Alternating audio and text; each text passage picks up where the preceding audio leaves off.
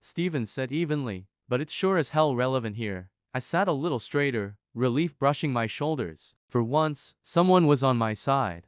Chang, though, wasn't convinced. Witnesses can misinterpret. He could have hidden something before putting the box back. I leaned forward, eyes on her. Then why didn't the security alarm go off when I walked out? You know those EAS tags scream if you leave with unpaid merch. I walked right through. Nothing beeped. That gave her pause. Stevens nodded slowly, turning to Linda. Can you verify the EAS logs? Linda cleared her throat. Yes, but it's possible the tag was removed. That's a hell of a stretch, I said. The tension ratcheted higher. I could feel sweat forming on my palms. The room buzzed with suspicion, defensiveness, and the low hum of the lights. Then Stevens leaned back, studying me. Mr. Reed, you seem confident. Why not just let us check your pockets to be done with this? Because, I answered, voice tight, the second I do that, it'll look like I admitted they were right to drag me here. And I'm not giving them that satisfaction. I know I didn't steal, and I'm not about to let them treat me like a criminal just because I fit some stereotype.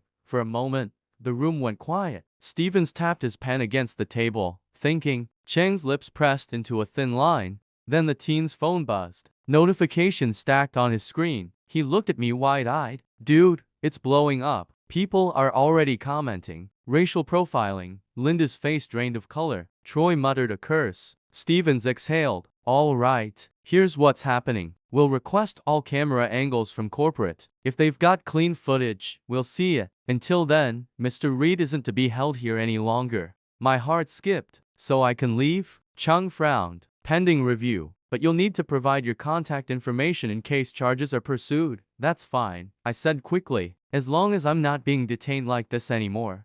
Linda looked like she'd swallowed nails. Troy glared, fists flexing. But for once, I felt like the ground was shifting under their feet, not mine. Still, something nagged at me. When you get that footage, I asked, make sure you get the entrance camera too. Because I swear I nodded at Troy, was watching me the second I walked in. Before I touched a thing, Stevens wrote that down. Chen glanced at Troy, then at Linda. Their silence spoke volumes. Hooked to next episode, but when the corporate footage finally arrived, the gaps weren't just suspicious, they looked intentional. And that's when the whole thing turned from embarrassing to dangerous. It took 2 days for corporate to respond. 2 days of me replaying the scene in my head, wondering if I should have shouted louder, left earlier, or just never walked into Best Buy that morning. But when the call finally came, I knew this wasn't over, it was about to explode.